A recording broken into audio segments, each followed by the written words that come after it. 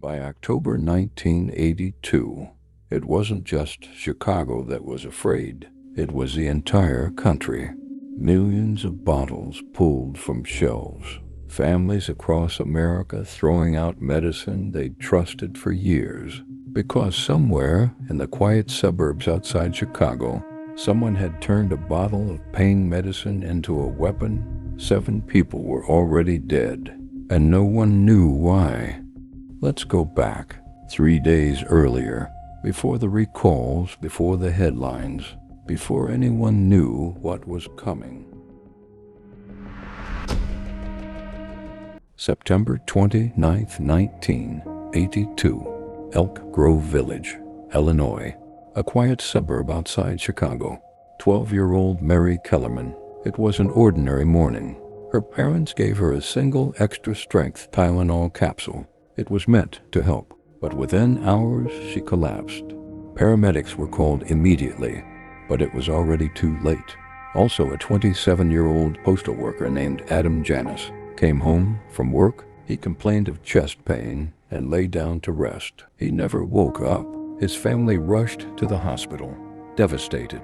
That evening, relatives gathered at his home to grieve. In their grief, his brother Stanley and sister-in-law Teresa took Tylenol from the same open bottle. They were only trying to ease their headaches.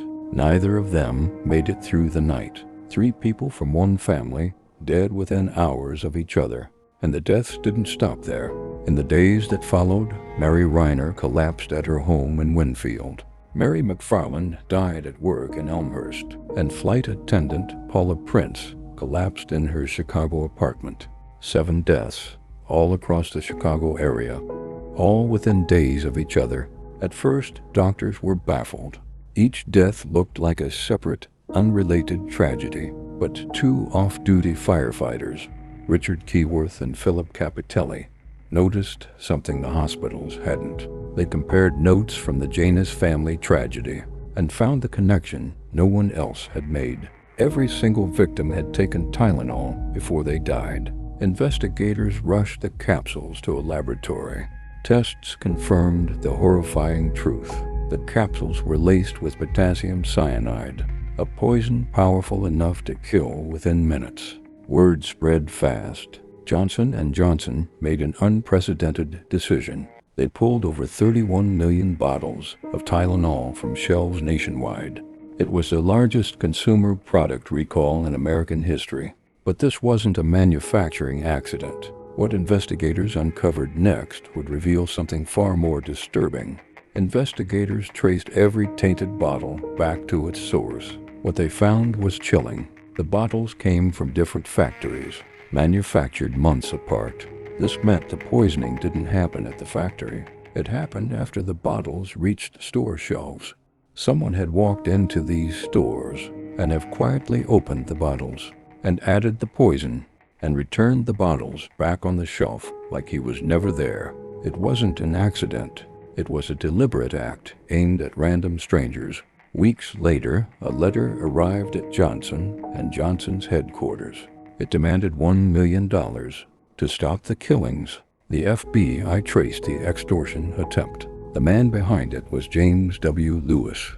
He was arrested in New York City in December of 1982. Lewis was convicted of extortion. He served 13 years in federal prison, but investigators could never prove he was the one who poisoned the Tylenol. The extortion was real, but the murders remained a mystery. The panic reached every corner of the country.